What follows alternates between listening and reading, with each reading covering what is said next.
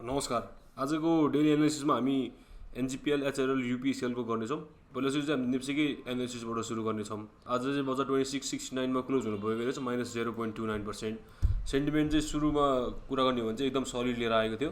तपाईँको एकैचोटि राम्रो 2% जतिको विक दिएको थियो होइन इनिसियली नै, तर त्यो ग्रोथलाई कन्टिन्यू पनि होइन सस्टेन पनि गर्न नसकेर चाहिँ होइन लास्टमा चाहिँ रेटतिर क्लोज हुनु पुगेको छ बजार 2669। अहिले पनि हल्का फुल्का चाहिँ हामी होइन यसो हेर्छौँ भने चाहिँ कन्सोलिडेटिङ मार्केट जस्तै नै फर्म चाहिँ लिएर आएको छ। अब अपर्च्युनिटी चाहिँ एकदम राम्रो थियो आज बजारलाई चाहिँ होइन माथिको डिरेक्सनतिर लाने, तर त्यस्तो भने हामीले चाहिँ देखेनौँ। सो डेली एनालिसिस हो, हामी डेली क्यान्डलबाटै जाउँ। डेली क्यान्डल चाहिँ लगभग यस्तो फर्म भएको रहेछ। आज भोल्युमको कुरा गर्छौँ भने आज चाहिँ एक्साइटेड एउटा भोल्युम चाहिँ बढेको रहेछ होइन, 10.699 बिलियन तपाईँको भोल्युम आएको रहेछ आजको दिनमा। हल्का आवलीतिर गरेर हल्का फुल्का भोल्युम चाहिँ हामी हेर्नुपर्ने हुन्छ होइन, कहिले बेला चाहिँ एक्साइटेड भोल्युम चाहिँ कहिले आएको रहेछ भनेर। तर क्यान्डलको हामी स्ट्रेट वे कुरा गर्छौँ भने ओपन चाहिँ तपाईँको अनि ओपन चाहिँ एकदम हाईमा गएर ओपन भएको थियो। त्यसपछि नि एकैचोटि एसेलरेट गरेर बढाउने चाहिँ एउटा प्रयास देखियो।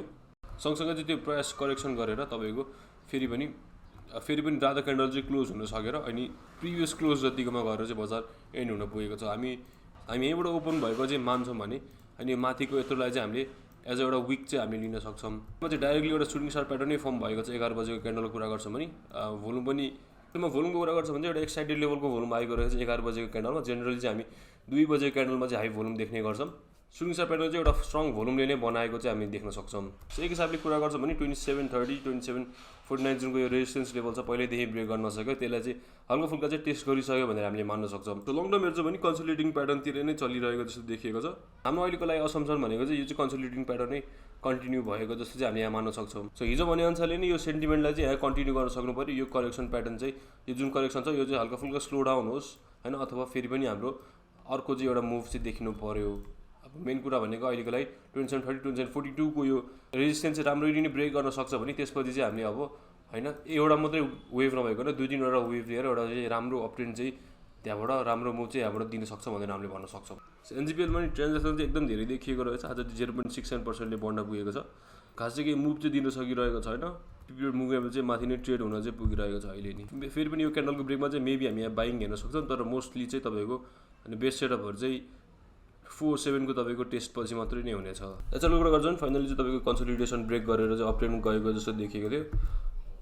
आज भने फेरि पनि हामीले चाहिँ एउटा स्ट्रङ करेक्सन देख्न पुगिरहेको छौँ होइन। फाइनली एउटा हाई बनाएको जस्तो गरेको थियो, तर फेरि स्ट्रङ करेक्सन दिएर चाहिँ सेन्टिमेन्ट चाहिँ फेरि पनि त्यस्तो पोजिटिभ चाहिँ लिएर आएको छैन। सो अहिले पनि अपट्रेन्डमै छ भनेर देखाइरहेको छ, हाई बनाउँदै गइरहेको छ।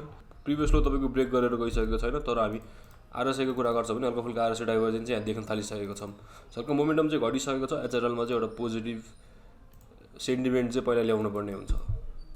सो युपिसिएलको कुरा गर्छौँ भने प्रिभियसको जुन करेक्सन थियो त्यसलाई चाहिँ राम्रो रिकर्ड गर्न पुऱ्याएको छ होइन। अहिले भने लङ टर्मको तपाईँको जुन रेजिस्टेन्स थियो 430 को लेभलको त्यसमा गएर चाहिँ हल्का फुल्का चल्न पुगेको जस्तो देखिरहेको छौँ। मेबी 15 मिनटको ब्रेकमा पछि हामीले यो एउटा बाइङ सिग्नल भनेर लिन सक्छौँ होइन, तर यसको पनि प्रिभियस हाई 445 को नै बाँकी चाहिँ रहेको छ।